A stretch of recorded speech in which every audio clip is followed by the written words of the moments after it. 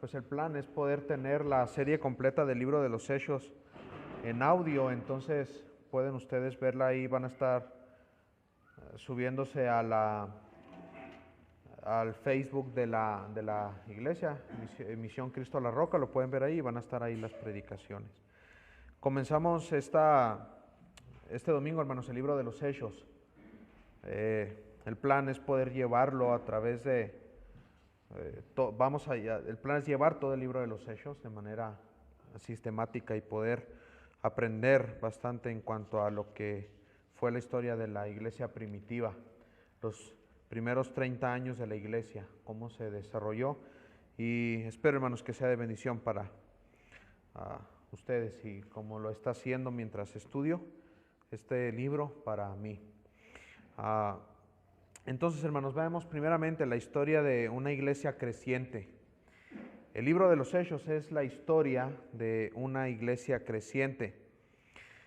Es llamado por algunos comentaristas, el libro de los Hechos, como la historia de los orígenes cristianos y también como los hechos del Espíritu Santo por medio de los apóstoles. Y note que esto resume mucho de lo que es el libro de los Hechos. Primero, la historia de los orígenes cristianos. Después, los hechos del Espíritu Santo por medio de los apóstoles. Este es un libro histórico que nos narra un periodo en promedio de 30 años, un periodo de historia de 30 años, específicamente la historia de la iglesia creciente. La historia de la obra milagrosa y guiadora del Espíritu Santo por medio de los apóstoles y los primeros cristianos que con pasión, estos primeros creyentes con pasión hicieron propia el mandamiento haced discípulos y fueron impulsados por la indicación me seréis testigos hasta lo último de la tierra.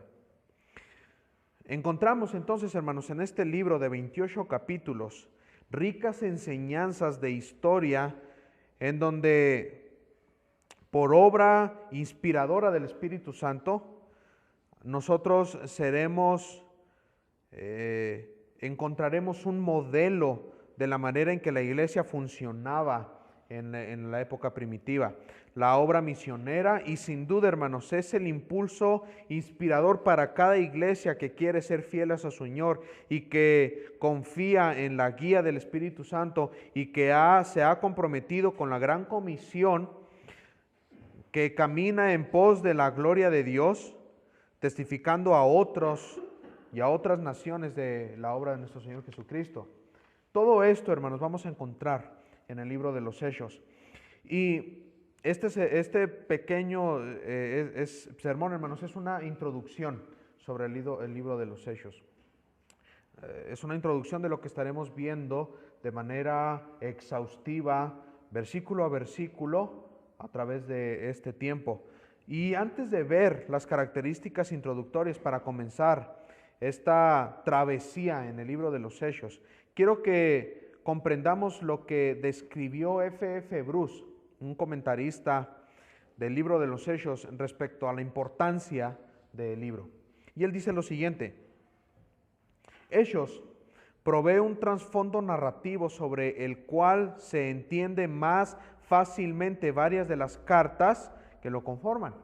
Además, y de mayor importancia todavía a los ojos de algunos cristianos de la última mitad del siglo II, es decir, del año 100 en adelante, Hechos ofrece pruebas independientes y convincentes a favor de la validez de la pretensión que hace Pablo en sus cartas al decir que él fue siervo de Jesucristo y que él trabajó más abundantemente que cualquiera de los demás. Hechos, entonces, hermanos, es el complemento ideal de muchas de las cartas del Nuevo Testamento. Si nosotros queremos comprender muchas de las cartas del Nuevo Testamento, tenemos que comprender Hechos. Tenemos que saber sobre Hechos. Si nosotros tenemos que tener un estudio concienzudo sobre lo que pasó después de la ascensión de Cristo, cuando Él ya no estuvo con sus discípulos, y durante lo que sucedió en los primeros 30 años de la iglesia, tenemos que estudiar Hechos. ¿Qué pasó cuando Pablo escribe Gálatas? ¿Qué está pasando cuando Pablo escribe Efesios, cuando escribe Primera, Segunda a los Corintios, cuando escribe Tesalonicenses, cuando escribe Colosenses, cuando escribe Filemón, Timoteo, Tito, Romanos? ¿Qué sucede? ¿Qué estaba pasando cuando Pablo escribe eso? Mucho lo encontraremos entonces en el libro de los Hechos. Hechos entonces, hermanos, es el puente entre los evangelios y las cartas paulinas. Usted termina los evangelios y Hechos lo va a hacer conectarse de manera correcta a las cartas de Pablo. Entonces Hechos es indispensable, es el puente entre los evangelios y las cartas. Es el segundo tomo de el escrito de Lucas. Lucas escribe Lucas y su segunda parte es el libro de los Hechos. Entonces, aquí es donde nosotros nos incumbe entender quién es el autor de los Hechos. El autor podríamos clasificarlo como el primer historiógrafo cristiano. ¿Okay? El primer historiógrafo cristiano. El libro de los Hechos es en su naturaleza histórico, es narrativo. Y lo tendríamos que reconocer que es uno de los más grandes contribuyentes al Nuevo Testamento, el autor de Hechos, ya que según el prólogo de Hechos es el complemento del prólogo del tercer evangelio llamado Lucas. Entonces, el autor nos dio una unidad histórica armonizante y compaginada. Si nosotros uniésemos Lucas y uniésemos Hechos, sería un solo libro del origen de la iglesia y el desarrollo de la iglesia. Entonces, la tradición, hermanos, es decir, los líderes cristianos de los primeros siglos, dicen que Lucas es el autor del libro de los Hechos, entre ellos Ireneo, algunos escritos como el canon de Muratori, el prólogo antimarcionista, el segundo carta de Marción, Orígenes, le atribuyen a Lucas el libro de los Hechos. Y podemos comprender también a la luz de la misma evidencia interna de las Escrituras en Colosenses, capítulo 4, versículo 14, ¿quién es este Lucas? Lucas, hermanos, es este médico amado que estuvo con Pablo y que saluda a la iglesia entonces de los colosenses. Ahora, analizando el mismo libro de Hechos, podemos llegar a la conclusión de que Lucas es el autor. Mire, solamente para argumentar, hermanos, tal vez sé que me creen que Lucas es el autor, ¿no? Pero les voy a dar algún argumento en cuanto a esto. El autor de Hechos acompaña a Pablo en sus viajes misioneros. Acompaña a Pablo en la mayoría de sus viajes misioneros. Mire, Hechos capítulo 16. Él se incluye en el viaje. Del 10 al 17, note que habla en primera persona, en plural primera. Nosotros, dice, cuando vio la visión enseguida,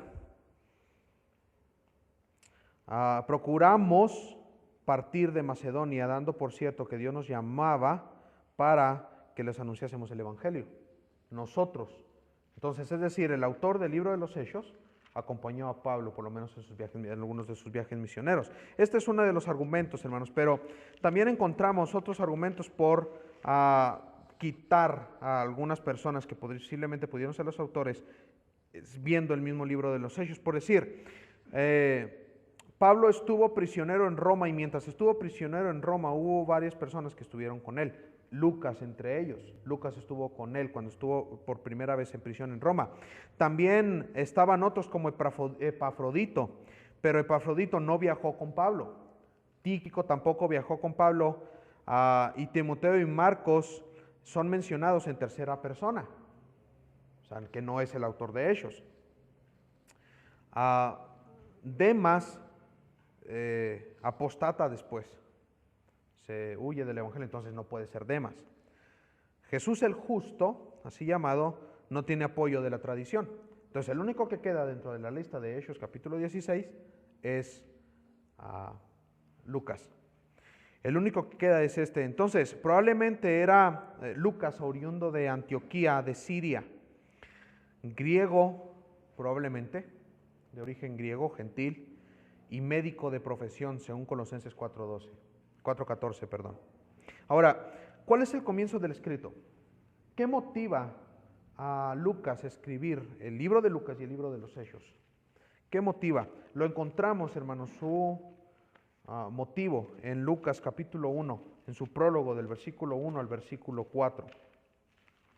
Encontramos ahí el motivo y pueden acompañarme ahí a Lucas 1, del 1 al 4, pues, puesto que ya muchos han tratado de poner en orden la historia de las cosas que entre nosotros han sido ciertísimas, tal como nos los enseñaron los que desde el principio lo vieron con sus ojos y fueron ministros de la palabra, me ha parecido también a mí, después de haber investigado con diligencia todas las cosas, desde su origen, escribírtelas por orden, oh excelentísimo Teófilo, para que conozcas bien la verdad de las cosas las cuales has sido instruido. Entonces, ¿cuál es el comienzo del escrito? Primeramente, es estar conscientes, hermanos, que ya hay otros evangelios y que Lucas dice que ya hay otros escritos en cuanto al evangelio, en este caso. Ya hay otros escritos. Él está consciente de eso, pero él usa probablemente estas fuentes para escribir su evangelio y tal vez mucho en cuanto a lo que cita en el libro de los Hechos, probablemente diálogos y sermones que se enseñaban, es decir, citas entonces escritas, documentos escritos ya. Pero además, él hizo un trabajo periodístico extraordinario. Él entrevistó incluso probablemente a la misma Madre de Cristo, de Jesús, para escribir su evangelio, el evangelio de Lucas. Muchos de los apóstoles, muchos de los testigos de la primera iglesia, para poder escribir entonces el libro de los Hechos, guiado por el Espíritu Santo para poder escribir esto, y cómo el Espíritu Santo había guiado a la iglesia y su expansión. Entonces, el documento va dirigido ¿a quién? A un tal Teófilo. Tanto el libro de Lucas como el libro de los Hechos va dirigido a un tal Teófilo. Pueden ir al libro de los Hechos capítulo 1, los primeros versículos también. Es en donde se encuentra que es entonces la segunda parte de este mismo escrito. En el primer tratado, oh Teófilo, entonces entendemos que va él mismo a Teófilo. Probablemente Teófilo oriundo de Roma, muy probablemente militar romano, de influencia política, un nuevo creyente que necesitaba ser entonces instruido de esta manera. Y tanto Lucas, el libro de Lucas como el libro de Hechos contienen propósitos específicos en el prólogo. Y podemos encontrar tres, hermanos, propósitos del Evangelio, el libro de los Hechos.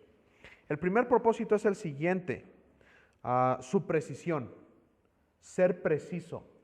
Lucas quiere ser preciso. Lucas está intentando brindar un relato confiable de los comienzos del cristianismo, de los comienzos de la iglesia. Él quiere expresar el nacimiento del cristianismo en el Evangelio de Lucas de manera cronológica, de manera completa, y es un evangelio extremadamente concienzudo y con bastantes datos, y su crecimiento y su expansión en el libro de los Hechos. Entonces, su comienzo en el libro de Lucas y su expansión en el libro de Hechos.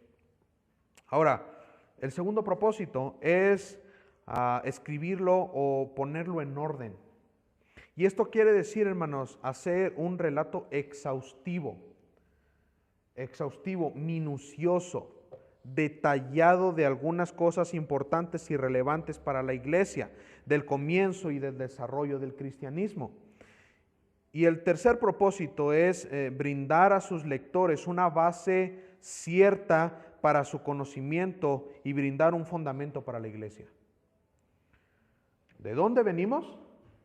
¿Y cómo crecimos? Eso es lo que nos aporta Lucas. ¿De dónde venimos? Cristo, el Evangelio de Lucas. ¿Cómo crecimos? Nuestro fundamento, las enseñanzas apostólicas, el libro de los Hechos. Ahora, hablando del libro específicamente, de los Hechos, podemos encontrar que el libro es una continuación de Lucas. Entendemos esto por el prólogo de Hechos. En el primer tratado, Teófilo, hablé acerca de todas estas cosas que Jesús comenzó a hacer y enseñar, hasta el día en que fue recibido arriba. Es decir, ahora vamos a comenzar desde que Cristo subió al cielo, vamos a comenzar desde ahí. Esta es la segunda parte.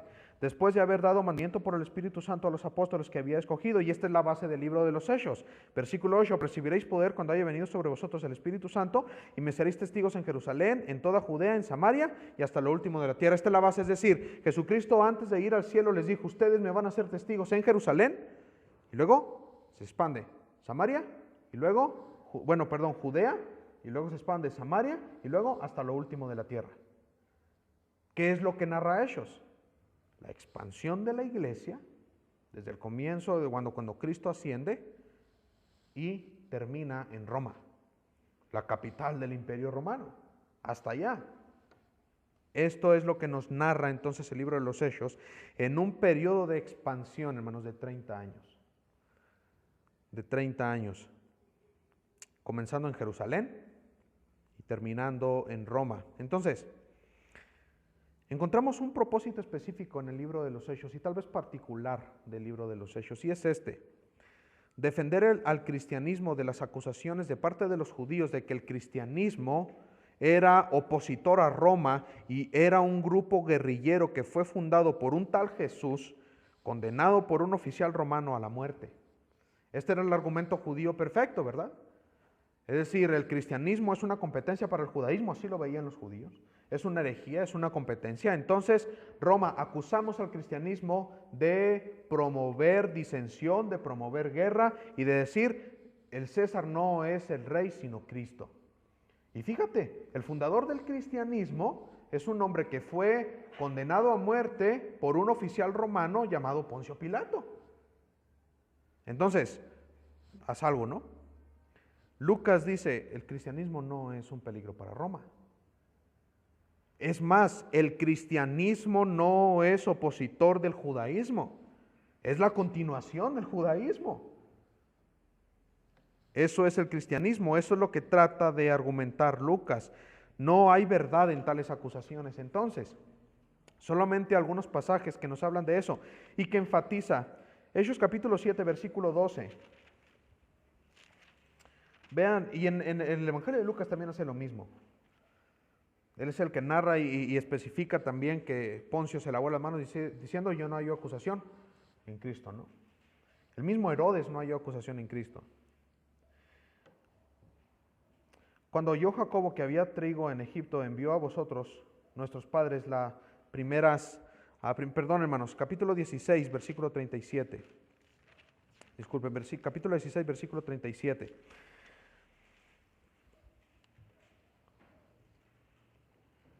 Pablo está encarcelado por los magistrados romanos y vea lo que sucede. Después de azotarnos públicamente, sin sentencia judicial, siendo ciudadanos romanos, nos echaron en la cárcel y ahora nos echan encubiertamente. ¿Por qué, hermanos? No había motivo por el cual los habían de haber arrestado y además era injusto, pues siendo ciudadanos romanos ellos deberían haber recibido un juicio previamente y no lo hicieron. Ahora, ¿quieren sacarnos así por escondidos porque ya fallaron? Dice Pablo, no por cierto, sino vengan ellos mismos a sacarnos. Y los alguaciles hicieron saber estas palabras a los magistrados, es decir, a los romanos, los cuales tuvieron miedo al oír que eran romanos. Y viniendo le rogaron y sacándoles les pidieron que salieran de la ciudad. Es decir, ellos ni siquiera encuentran un motivo para poder justificar nada de lo que, por lo cual los habían arrestado. Capítulo 26, versículo 30 al 32. Pablo está frente a Festo y frente a Agripa, es decir, un rey no de los judíos, pero sí de origen idumeo, de reyes de los judíos en ese tiempo, y Festo, líder de lo que es la zona de Palestina, con su capital en Cesarea. Versículo 26, capítulo 26, versículo 30. Cuando había dicho estas cosas, se levantó el rey y el gobernador y Berenice y los que se habían sentado con ellos, y cuando se retiraron aparte, hablaban entre sí diciendo: ninguna cosa digna ni de muerte ni de prisión ha hecho este hombre. Y Agripa dijo a Festo: ¿podía este hombre ser puesto en libertad si no hubiera apelado a César? Otra vez, el cristianismo no es un peligro para Roma. Por último, hermanos, capítulo 28, versículo 30. Pablo está encarcelado en Roma. En su primer encarcelamiento duró 2 años encarcelado cuando iba a apelar a César. ¿Y qué es lo que sucede? Y Pablo permaneció 2 años enteros en una casa alquilada y recibía a todos los que a él venían, predicando el reino de Dios y enseñando acerca del Señor Jesucristo abiertamente y sin impedimento. Otra vez, no había peligro, y después sabemos que Pablo es liberado. Entonces, Tomás de Lea dice lo siguiente: Lucas buscó silenciar algunas de las acusaciones sin base formuladas por los críticos del cristianismo y recomendar la fe del evangelio a personas notables como Teófilo. Hechos marca que el judaísmo son los que promueven la confusión. Además, Hechos nos mostrará que el cristianismo no es opuesto al judaísmo, sino el cumplimiento de la religión de Israel. Pablo, como el teólogo que promovió esto, siendo el apóstol a los gentiles, y decir: ya no hay una distinción racial para el evangelio, no hay. También los gentiles son parte de la iglesia. Capítulo 23, versículo 6. Entonces Pablo, notando que una parte era de los saduceos y otra de los fariseos, alzó la voz en el concilio y vieron: hermanos, yo soy fariseo, hijo de fariseo, cerca de la esperanza y de la resurrección de los muertos, ¿se me juzga? Cuando dijo esto, hace disensión entre los saduceos, que no creían en la resurrección de los muertos, y los fariseos. Pero lo que enfatiza Pablo es yo mismo soy fariseo. Después, en el libro de Efesios capítulo 12 y capítulo 13, enfatizaría que hay un misterio que ha sido revelado: la iglesia, un solo pueblo, judíos y gentiles juntos, como un solo pueblo y una sola cabeza, que es Cristo. Ahora, como sabemos, hermanos, Lucas es uno de los acompañantes de Pablo, quien ve que el evangelio se va expandiendo a los gentiles, y este es el punto de Lucas. Comienza con el apóstol Pedro predicando a los judíos, después el mismo apóstol Pedro predicando a los gentiles ahí con Cornelio. Después, hablando el mismo Pedro ante el concilio de Cornelio, dice: oye, también a los gentiles les es abierto el evangelio, porque Pedro le pidió que acompañara a algunos del judaísmo, acompañaran ahí con Cornelio, y vieron que también estos habían recibido el Espíritu. Entonces dice: también a los gentiles. Y hicieron una carta, hermanos, la iglesia de Jerusalén hace una carta, envían a Judas, no el Judas que era discípulo, es otro Judas, a Silas, a Pablo, a Bernabé, y dice: vayan a la iglesia de Antioquía y después vayan a las otras iglesias a confirmar y decirles: ustedes gentiles también son parte de la iglesia y no es necesario que haya la circuncisión, solamente absténganse de algunas cosas. Bernabé y Juan Marcos van a Chipre, y Pablo y Silas van por toda Asia Menor, diciendo esto. Entonces, hay una unión entre judíos y gentiles, y esto es lo que enfatiza el libro de los Hechos. Ahora, hermanos, en otro punto, Lucas termina de escribir su obra en Roma, probablemente entre el año 60 y 63 después de Cristo, mientras Pablo está encarcelado en Roma. Dura 2 años encarcelado, ¿recuerdan? Es tiempo suficiente para Lucas acabar su obra completa, el libro de los Hechos y el libro de Lucas. Probablemente él mismo entregó a Teófilo su tratado, estando ahí en Roma. Entre estas fechas es cuando se escribe entonces el libro de los Hechos, y solamente quiero que veamos algunas características del libro que nos ayudará a nuestro estudio durante este tiempo que estaremos viendo de manera detallada, a modo que pasamos por la narrativa del libro de los Hechos. Hechos, hermanos, es un libro de género histórico. Se citan a más de 100 personas por nombre en el libro de los Hechos, y algunas por su título. Hay 100 nombres de lugares específicos con su geografía específica en dónde estaban, 100 lugares. Es decir, este es un detalle histórico monumental. Hay 26 discursos en el libro de los Hechos, 26 discursos en donde probablemente nos detengamos para estudiarlos minuciosamente, con bastante contenido teológico. De estos 26 discursos, hermanos, 8 son del apóstol Pedro, 9 son del apóstol Pablo, 1 es de Esteban y 1 es de Jacobo. Si notamos que hay un protagonismo de parte de ¿quién? Del apóstol Pablo y del apóstol Pedro, ¿no? Ese es el protagonismo. Algunos decían hechos del apóstol Pablo y del apóstol Pedro, porque son los que se mencionan mucho más. Hay protagonismo de parte de estos apóstoles y es con intención. Pedro a los judíos, Pablo a los gentiles. Estoy narrando que el evangelio está para los dos. Entonces hay esta intención. La naturaleza de los discursos son tanto evangelísticos. Leímos ahorita uno de ellos con el apóstol Pedro en el capítulo 2. Deliberativos, cuando discuten ahí mismo en la iglesia para ver en la iglesia de Jerusalén qué sucede con los gentiles. Apologéticos, defender la fe. Esteban es uno de ellos. Exhortativos para la iglesia, el apóstol Pablo en Hechos 20. Entonces encontramos el modelo de la exposición bíblica, hermanos, en muchos de estos discursos. Exposición bíblica. Desde Abraham, desde Moisés y cómo todo se cumple en Cristo. Entonces hay bastante teología en estos discursos. 26 discursos. Bastante teología aquí. Es decir, en un librito, hermanos, 26 predicaciones, ¿no? 26 predicaciones. Ahora, el documento, hermanos, tiene una naturaleza misionera. Es el punto de Hechos. Vemos el patrón así en capítulo 1, versículo 8. Y me seréis testigos de Jerusalén hasta lo último de la tierra. Va expandiéndose el evangelio. Hay, además de Pedro y Pablo, el protagonismo sin duda, hermanos, y este es el principal, el Espíritu Santo y la iglesia misma. Encontramos bastante teología en cuanto al Espíritu Santo en el libro de los Hechos, bastante teología. Si queremos aprender mucho del Espíritu Santo, está aquí, en el libro de los Hechos, su función. Y es interesante, hermanos, Juan narra en el capítulo 14 de su Evangelio, dice, Cristo va a irse, pero va a venir el Espíritu Santo.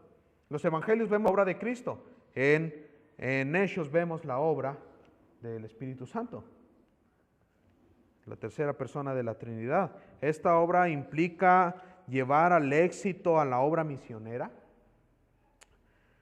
El Espíritu Santo libera más de una ocasión a los apóstoles de prisión. El Espíritu Santo les indica a dónde tienen que ir. El Espíritu Santo mismo guía al apóstol Pablo a Jerusalén para que sea arrestado, para que sea llevado a Roma. El mismo Espíritu Santo es el que va guiando entonces a la iglesia. El Espíritu Santo le dice a Pablo que pase a Macedonia. Él es el que va guiando, él es el que va indicando. Le dice al apóstol Pedro que vaya con Cornelio y que le predique y que ya no hay más distinción. Él ha hecho puro todo. Indica la apertura del evangelio a los gentiles. Primeramente con Felipe, que va a Samaria y que predica ahí en Samaria. Después el apóstol Pedro y Juan van a confirmar a ver si en verdad a los gentiles también les es dado el evangelio y ven esa prueba ahí en Hechos capítulo 8. Después con Cornelio en el capítulo 10. Entonces el Espíritu Santo va indicando que también el evangelio es para nosotros, ¿no? No creo que hay aquí judíos así. Entonces creo que es para nosotros el evangelio. El Espíritu Santo es presentado, hermanos, como la tercera persona de la divinidad. Es Dios mismo. Ananías y Zafira mienten a Dios y el mismo pasaje dice que mienten al Espíritu. Es Dios. Él fue el que inspiró el Antiguo Testamento, según el capítulo 1, versículo 16. Es bastante teología entonces en cuanto al Espíritu Santo aquí en el libro. Si queremos conocer del Espíritu Santo y su obra en la iglesia, el libro de los Hechos es el documento ideal, entonces. Pero también, hermanos, la iglesia juega un papel importante aquí, la iglesia. Este es el misterio, revelado. Usted no escucha de la iglesia en el Antiguo Testamento. No lee de la iglesia en el Antiguo Testamento. Lee de la iglesia en el Nuevo Testamento. Este es el misterio revelado. ¿Misterio por qué? Estaba oculto en el Antiguo Testamento, ahora es revelado, y el apóstol Pablo, como prominente expositor de esta idea. Entonces es la iglesia, el ministerio revelado a los gentiles, judíos y gentiles en un solo pueblo, en un mismo sentir. 20 veces se menciona a la iglesia en el libro de los Hechos. 20 veces. Su naturaleza es presentada aquí. Es una naturaleza universal, según el capítulo 15, versículo 41.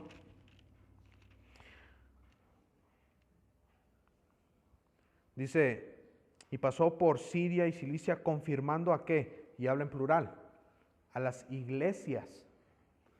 Hay particularidad en la iglesia, hay universalidad en la iglesia. Todos aquellos que están creyendo en Cristo son de la iglesia, todos aquellos que están organizados en un grupo local, así como nosotros somos iglesia. En cada lugar donde hay cristiano y en su localidad. Este es entonces, hermanos, también promotora de la obra misionera, cumpliendo la gran comisión. Es decir, la iglesia es aquella que envía misioneros. La iglesia. La iglesia es la que envió al apóstol Pablo, la que envió a Bernabé. Específicamente estamos hablando de la iglesia de Antioquía. La iglesia de Jerusalén envía al apóstol Pedro para confirmar a los de Samaria y lo hace. Vemos el modelo entonces en donde la iglesia es la que promueve la obra misionera. Es la iglesia. La iglesia es conformada por creyentes, según se nos confirma aquí, con características comunes, característica doctrinal, y permanecían en la doctrina de los apóstoles. Característica doctrinal, se unen en una sola doctrina. Amor al prójimo, daban todo para ayudar a los necesitados. Y con diferentes dones, según el capítulo 14. Hay variedad de dones. Entonces, liderada en este caso por los apóstoles, como el fundamento de la iglesia, según dice Efesios. Después, enseñada por los evangelistas y pastores maestros. Ahora, en cuanto a estas dos ideas, hermanos, el Espíritu Santo y la iglesia, debemos hacer una aclaración. Y esto es importante y lo vamos a notar en el libro de los Hechos. Se narra mucho de la obra sobrenatural del Espíritu Santo en el libro de los Hechos.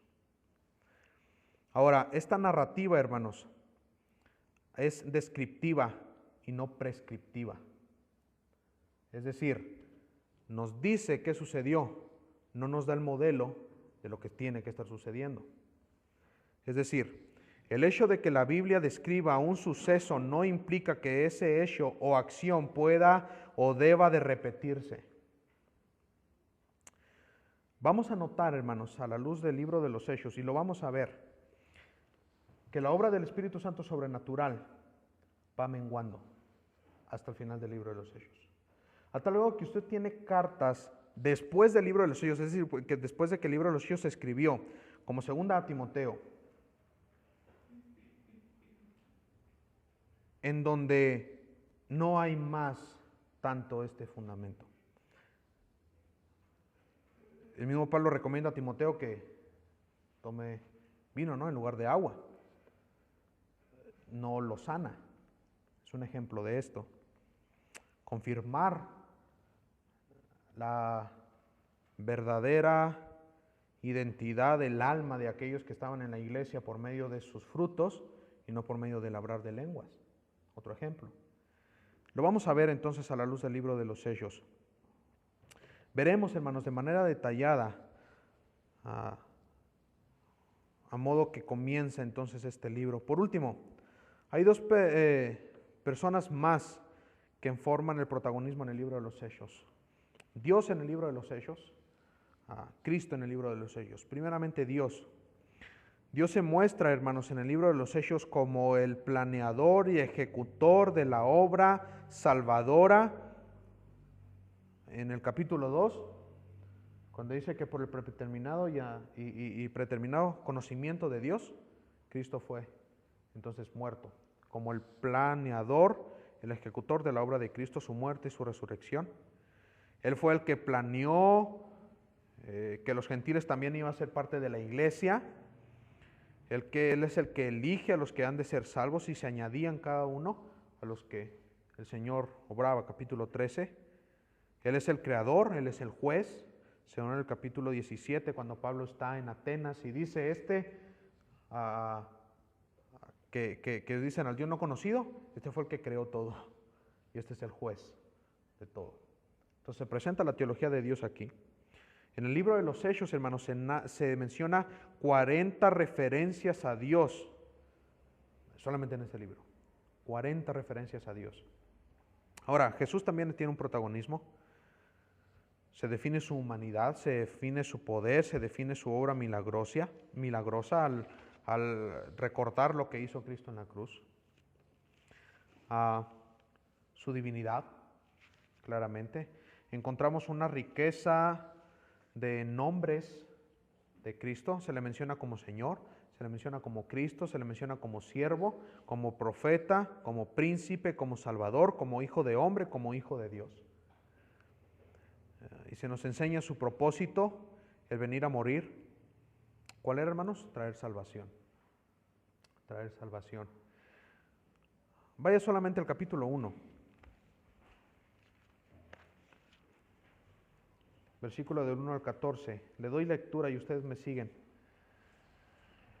En el primer tratado, oh Teófilo, hablé acerca de todas las cosas que Jesús comenzó a hacer y a enseñar, hasta el día en que fue recibido arriba después de haber dado mandamiento por el Espíritu Santo a los apóstoles que había escogido, a quienes también después de haber padecido se presentó vivo con muchas pruebas indubitables, apareciéndoseles durante los 40 días y hablándoles acerca del reino de Dios.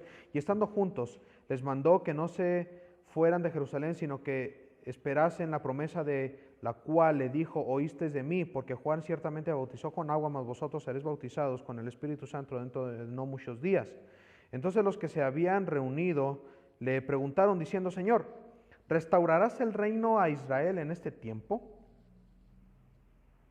Y les dijo: no os toca a vosotros saber los tiempos o las sazones que el Padre puso en su sola potestad, pero recibiréis poder cuando haya venido sobre vosotros el Espíritu Santo, y me seréis testigos en Jerusalén, en toda Judea, en Samaria y hasta lo último de la tierra.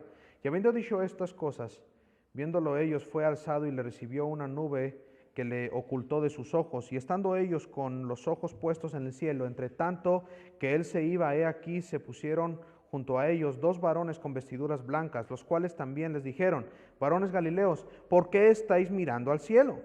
Este mismo Jesús que ha sido tomado de vosotros al cielo, así vendrá como le habéis visto ir al cielo. Entonces volvieron a Jerusalén desde el monte que se le llamaba el Olivar, el cual está cerca de Jerusalén, camino de un día de reposo. Entrados subieron al aposento alto donde moraba Pedro y Jacobo, Juan, Andrés, Felipe, Tomás, Bartolomé, Mateo, Jacobo, hijo de Alfeo, Simón el celote y Judas, hermano de Jacobo. Todos estos perseveraban unánimes en oración y ruego con las mujeres y con María, la madre de Jesús, y con sus hermanos. Solamente quiero notar tres cosas aquí, hermanos, rápidamente,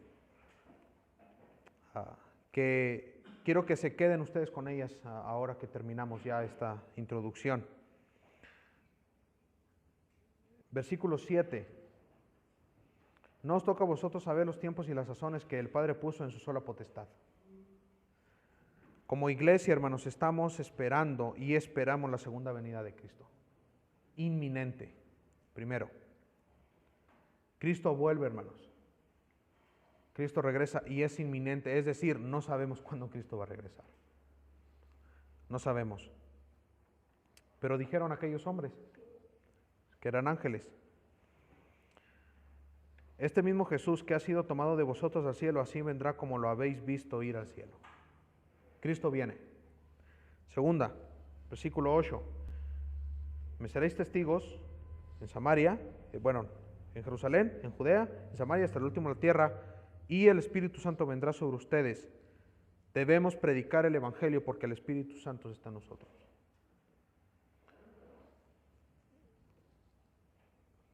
Y tercero,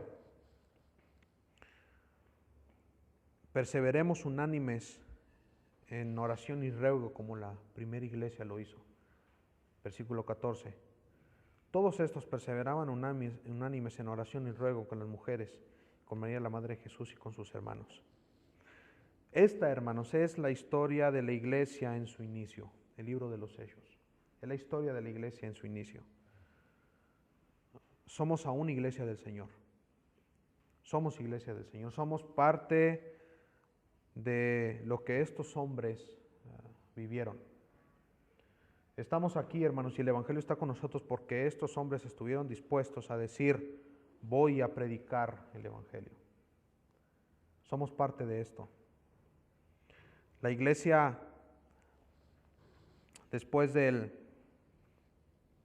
100, después de Cristo, fue asiática, de Asia Menor, y después fue europea. Ya no era más Medio Oriente, sino era Europa, como la base de donde estaba más la iglesia. ¿Quién llegó hasta Europa, hermanos? Pablo. Muy probablemente fue hasta España, muy probablemente fue hasta España. Entonces, debemos mucho a la historia de la iglesia, y este es el comienzo de la historia de la iglesia. Es un punto de inspiración para nosotros. Somos aún iglesia del Señor, el Espíritu Santo está en nosotros y tenemos esta misma comisión, ser testigos. Ser testigos. Les animo, hermanos, a que dispongan en su corazón escuchar las palabras de este libro y que al final, después de este tiempo, seamos mejores siervos del Señor. Entonces, les animo a que dispongan su corazón a escuchar todo este libro y a comenzar a leerlo entonces, ¿no? El próximo domingo seguiremos con los primeros versículos del libro de los Hechos.